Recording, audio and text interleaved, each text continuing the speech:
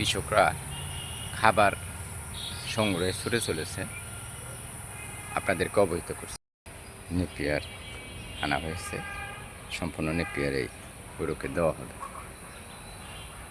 ক্ষেত থেকে।